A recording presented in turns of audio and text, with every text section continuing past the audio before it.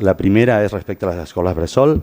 A principi de la legislatura vam tenir una reunió entre el govern, els diferents partits i una plataforma, la plataforma Prou Sorteig, que demanava i posava en situació, diguem-ne, i posava el crit d'alerta sobre una situació que havia esdevingut que tenia a veure amb la falta de places públiques, diguem-ne, per poder encabir totes les demandes de famílies. Hi havia un ball de números, hi havia 42 famílies, després 38, però en tot cas números importants de famílies que no podien accedir directament a una plaça d'escola bressol pública. Es va fer una reunió, es va parlar de certes modificacions, de certes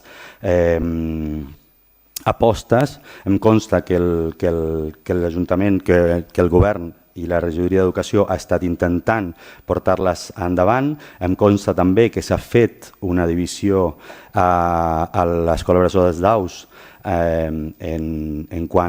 per poder encabir 5 infants de I1 en una aula de I0 com a mesura d'urgència, per entendre'ns, però entenem també que no pot ser una mesura a llarg termini, és d'urgència i per tant no pot durar molt més que aquest curs.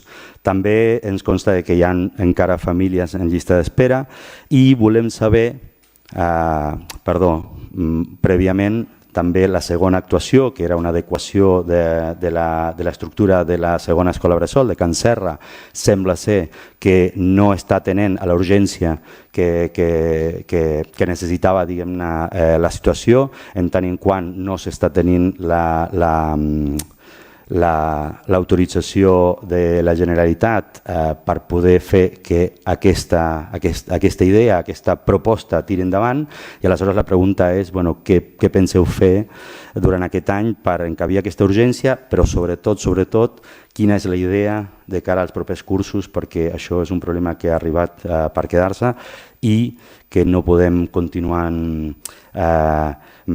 pensant en mesures d'urgència. Tenim un any per pensar, per parlar i per arribar a acords.